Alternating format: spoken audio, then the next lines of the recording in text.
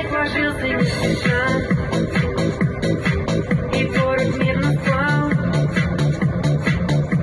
У снега тоже есть душа, но кто его прислал?